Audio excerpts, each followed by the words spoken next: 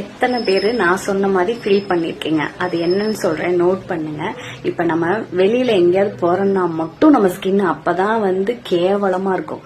என்ன face wash என்ன பண்ணாலும் கேவலமா இருக்கும். எங்க போனாலும் ஏன் இவ்வளவு டல்லா இருக்குன்னு கேட்பாங்க. ஆனா இதே வீட்டுல இருக்கும் போதோ இல்ல நம்ம வெளியில கடைக்கு இது வரும்போதோ நல்லா பிரைட்டா தெரியும்.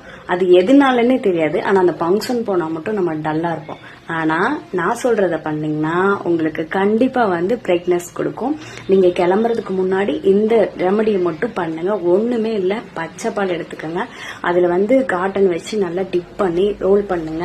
பண்ணிட்டு ஒரு 2 நிமிஷம் விட்டுருங்க. லைட்டா ட்ரை ஆனதுக்கு அப்புறம் லைட்டா தேய்ச்சி எடுத்துருங்க. அதுக்கப்புறம் டேப்லெட் மாஸ்க்னு சொல்லி தனியா விற்கும், மெடிக்கல்லயும் இருக்கும். அது வாங்கிக்கங்க. அதுல தேனை டிப் பண்ணுங்க. தேனை ஊற்றி நல்லா டிப் பண்ணிட்டு அப்படியே ஒரு மாஸ்க் மாதிரி போட்டுருங்க. அதை ஒரு 10 நிமிஷம் விட்டுருங்க. அதுக்கப்புறம் எந்த மாய்ஸ்சரைசர், சன்ஸ்கிரீன், ஃபவுண்டேஷன் எது போட்டாலும் ஸ்கின் நல்லா பிரைட்டா தெரியும். ட்ரை பண்ணி பாருங்க.